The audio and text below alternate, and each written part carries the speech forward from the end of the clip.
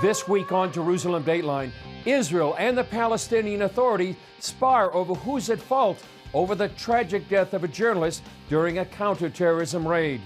Plus, in the lion's den, former Israeli ambassador Danny Danon tells CBN's Gordon Robertson what it was like defending the Jewish state in the United Nations.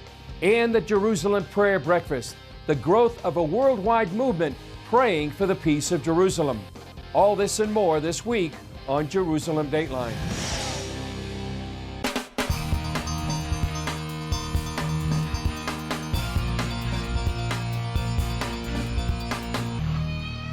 Hello and welcome to this edition of Jerusalem Dateline. I'm Chris Mitchell.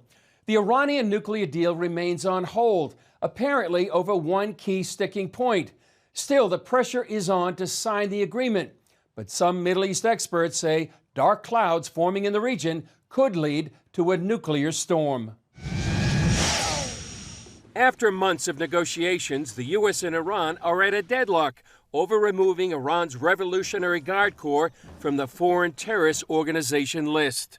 The IRGC has American blood on its hands, and there's no good reason for the United States to even consider lifting this FTO designation. Middle East expert Eli Konim says bipartisan support on Capitol Hill is building to keep that designation in place. You're hearing from many, both Democrat and Republican members of Congress, who have voiced their concern to the Biden administration that there's no good reason to lift that FTO designation. Even if that stipulation remains and the deal is signed, concern is growing that it will pave the way to nuclear proliferation in the Middle East. The Saudis already have agreements with the Pakistanis. They funded the Pakistani nuclear project, and they are ready to procure nuclear weapons the moment this agreement is signed, and they understand that Iran is moving towards nuclear capabilities. So what we will see is proliferation of nuclear capabilities all over the Middle East. Avivi also told CBN News the agreement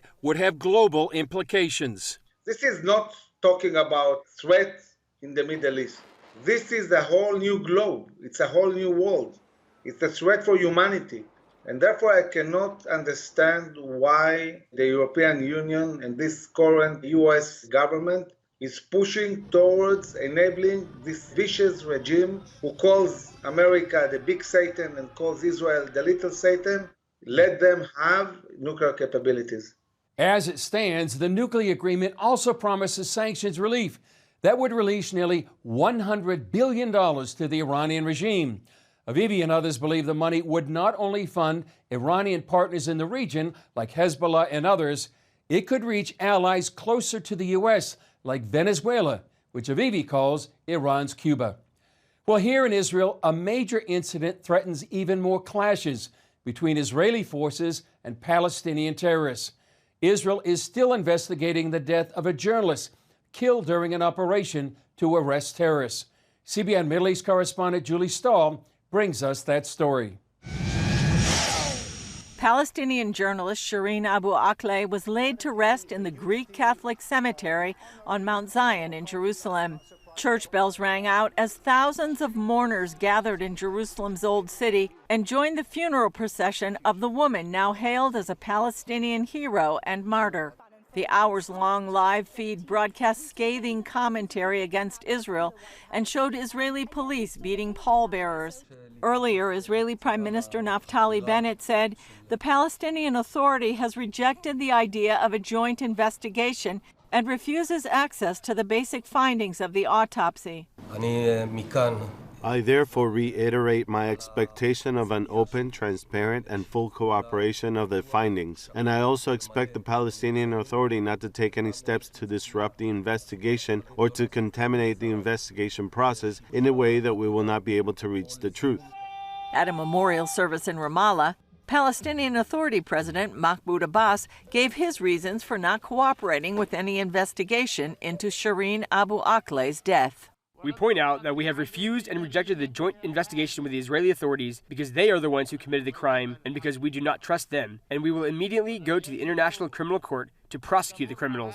The IDF released a statement during the funeral saying there were two possibilities. First, hundreds of bullets were fired by Palestinian gunmen from a number of locations, making this a possible source of the gunfire that hit and killed her. The second possibility is that during the exchange of fire between the Palestinian gunmen and IDF soldiers, Ms. Abu Akleh, who was near the Palestinian gunman from behind, was hit by the soldiers' fire toward the Palestinian gunmen. Shireen was a well-known and well-respected Palestinian reporter for the Arabic-language Al Jazeera channel. She was also a U.S. citizen. Shireen and other journalists were covering an Israeli raid at the Jenin Palestinian refugee camp when she was shot in the head and died. Bennett's spokesperson noted that the Palestinian Forensic Medicine Institute had publicly stated that the results of the autopsy were inconclusive. Without any concrete evidence, hasty accusations against Israel that are being made right now are misleading and irresponsible. The incident comes against the backdrop of a surge in terror attacks over the last 2 months, where 19 Israelis have been murdered. Many of the terrorists have come from the area of Jenin, prompting numerous raids to arrest them. Also on the same day as the funeral, an Israeli soldier was killed in Jenin during an arrest operation on Friday. In Jenin, historically, there is deep influence of Islamic Jihad, and they are getting money from Iran. Pinchas Imbari from the Jerusalem Center for Public Affairs says the terror group has stepped in to help Hamas mobilize terrorism in the West Bank. Because this is the agenda of Hamas. So they put plenty of resources to start terrorism from the West Bank. Immediately following the fatal raid, the Palestinian Authority vowed to go to The Hague and call for an investigation. Inbari says the Palestinian Authority and President Abbas are using Shireen's death as a way back into the international limelight. The PA must be relevant. The PA is not relevant anymore. Israel made peace with the Arab countries. They don't need the Palestinians anymore. The Arabs stopped to finance the PA. Only Israel is now financing the PA. Israel is also concerned that the Palestinians could use the incident to incite more trouble. But Bennett says Israel will continue to operate to cut off the current wave of terrorism. Julie Stahl, CBN News, Jerusalem. The new White House press secretary, Karine Jean-Pierre's promotion, makes her the first black woman and first LGBTQ person to hold a key post. While many are excited about President Biden's groundbreaking pick, not everyone supports it, including some in the pro-Israel community. CBN's Tara Mergener has more on why pro-Israel groups are concerned. While receiving wide praise for the high-profile position, not everyone is embracing President Biden's pick. Former Ambassador David Friedman tweeting, amidst all the celebration of Biden's new press secretary checking multiple boxes in identity politics, the mainstream media forgot to mention that she hates Israel. Karine Jean-Pierre has a track record of making anti-Israel statements. As an example, she's accused Israel of committing war crimes, quote unquote. In 2019, as a spokesperson for MoveOn.org, Jean-Pierre wrote a scathing op-ed in Newsweek, endorsing the boycott of a historically bipartisan group, which advocates for a strong U.S.-Israel relationship. She's also accused the America-Israel Political Action Committee, AIPAC, of indulging in racism and Islamophobia. One wonders is whether she'll be capable of being objective. Press secretaries have the power to shape a presidential agenda and public perception. Jean-Pierre's supporters insist she'll use the power of her post wisely. In Washington, I'm Tara Mergener, CBN News.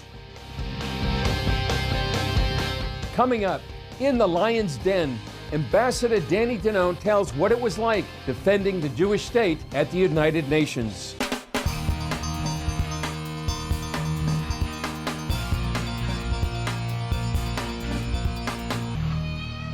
The epicenter of global anti-Israel sentiment is the United Nations in New York City. A new book explains why the UN spends more time condemning Israel than any other nation, and how one Israeli diplomat faced off against this anti-Semitic fury. It's followed by an interview by CBN's Gordon Robertson with the author. For 5 turbulent years, Danny Danon served as Israel's ambassador to the UN. While representing the Jewish state, he confronted anti-Zionism and defended Israel against charges of apartheid and racism. Danone also found allies in those diplomatic battles, like former U.S. UN Ambassador Nikki Haley. His new book, In the Lion's Den, Israel and the World, Danone takes readers behind the scenes and onto the front lines of his UN tenure. He covers his successes and disappointments from the UN General Assembly to the back rooms, as well as the spotlight of the UN Security Council. Danone also lays out a vision of Israel's future as a major player in the Middle East and how the relatively tiny nation can contribute to global peace and prosperity. Well, former Israeli UN Ambassador Danny Danone joins us now from Jerusalem. So welcome to the 700 Club, Ambassador. Thank you for having me, Gordon. Explain to our viewers why Israel bears the brunt of most UN resolutions. Unfortunately, in the UN, instead of dealing with the real atrocities all around the world, they focus on Israel. I think it's pure anti-Semitism, and I tried in my book, In the Lion's Den, to explain where it's coming from. Anti-Zionism, anti-Semitism, but I'm optimistic by nature, Gordon, and I was able in the UN to build bridges, to create partnerships, and to overcome those challenges. Hate will be there, but we can also bring hope by building bridges. Take, for example, the agreements we signed with the Gulf countries in the Abraham Accords. So things are possible also for Israel. Well, during your time there, you also had an ally in this bridge building. It was former U.S. Ambassador to the UN, Nikki Haley, who also wrote the foreword to your new book. How much was that a help, and how much did that change the game, if you will, when she arrived at the UN in 2017? Ambassador Haley is a great friend of Israel, and we are grateful for her support and love for the people of Israel. But look at the timing. She came immediately after President Obama pushed forward a resolution condemning Israel. And I want to remind you, Gordon, that in that resolution that came on December 2016, Resolution 2334, it actually called our presence in the old city of Jerusalem a flagrant violation of international law. That was a very hard moment for me to be there in the Security Council by myself, fighting not the Palestinians, not the EU, but actually the US who was pushing that resolution. So Ambassador Haley came immediately after that, and together with President Trump, they changed a lot at the UN. We are grateful for moving the embassy to Jerusalem, for pulling out from the Iran deal, a recognition of the Golan Heights, and many more great initiatives. We worked on them together. I vividly remember that resolution and remember thinking, how in the world could the U.S. do this? And then, you know, just a few months later, Israel celebrating the 50th anniversary of the Six-Day War, where in the Jewish quarter, you could actually now have Jews again. Coming up, more with Ambassador Danone about how people can stand in the gap for Israel and the Jewish people for such a time as this.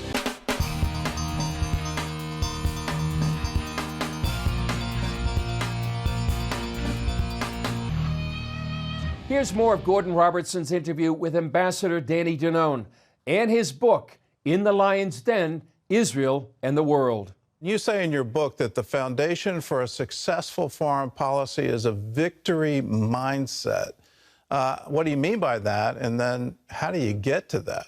Well, we have to realize that we have allies, we have friends, but we have to count only on ourselves. That's the story of the Bible. And it's still the story of our modern state of Israel today. We have a strong military, and we are capable of defending ourselves. One of the lessons I learned at the UN, when Elie Wiesel, of blessed memory, who survived the Holocaust, he always told me, Danny, listen more carefully to the threats of your enemies than to the promises of your allies. And that's exactly what I did. And we should continue with that. We should look at what's happening today in Tehran with the nuclear agreement, and to realize that we have to be strong to protect ourselves. Well, that threat of a nuclear Iran is hanging over the Middle East right now. How serious is that threat, and what can be done to stop it? It's a real threat, not only for us, also to our allies in the region. The Gulf countries, they are worried about the radical ideas coming from Tehran. And I cannot understand why the administration in Washington is actually running to sign another agreement with Iran while they know that they are lying all the way. I hope there will be no agreement and that the US will stand with Israel. It is a threat for the stability of the region, and also it will allow Iran to send hundreds of millions of dollars to their proxies who promote terrorism in the region. And we are facing a wave of terrorism in the last few weeks here in Israel, Gordon. I know the axe murders, it's incredible that it's still going on. There's still this incitement coming out of the Palestinian Authority, out of Hamas. At the same time, there's hope. And you recently took a delegation of diplomats and ambassadors, the Abraham Accords. You took them to UAE, Bahrain, Israel. What did they learn? It was an amazing delegation. I hope one day you will be able to join us. And actually, you know, people usually speak about the Middle East when there is tension or problems. But the delegates who came with me to the region, they saw prosperity, cooperation, and actually that we can use the cooperation to support other developing countries around the world. So I'm excited. There's a lot of excitement about the peace treaties, about the Abraham Accords, and I hope that we will have more countries like Saudi Arabia that will join the peace agreements, and we can bring more stability to the region. Well, Ambassador, one of the things I love about your book, In the Lion's Den, is you not only lay out a vision for Israel's future, you also tell and frankly teach supporters of Israel how to do this, how to support Israel during these turbulent times. Can you give us a brief glimpse at what's the best thing for supporters of Israel to do? Well, the main message for me is not to sit idly by, not to be quiet. You know, you can be a student and you can hear the professor teaching hate or spreading lies. You can choose to ignore it. And my lesson is not to ignore anything. When I saw anti-Semitism, I fought back. I stood against it. That's my lesson for the new generation. And I think that's the way to prevail, is not to be quiet. Sometimes it's people think that it's easier just to move on. It's a mistake. It will come back to you. And I think, you know, when I tell all those stories behind the scene at the UN, how I dealt with leaders, with the EU, with Erdogan from Turkey, with the Iranians, I think it's interesting not only for the future diplomats, but for anyone who wants to be an activist. Well, I love the book. I encourage everyone to get it. If you're a supporter of Israel, this will help you. It will help you not only stand up to anti-Semitism, stand up to BDS, it'll also help you declare the good things that are coming out of Israel today. So it's called In the Lion's Den, Israel and the World. It's available wherever books are sold. And Ambassador Danon, thank you so much for being with us. Thank you very much, Gordon. Up next, praying for the peace of Jerusalem, how the Jerusalem Prayer Breakfast became a worldwide movement.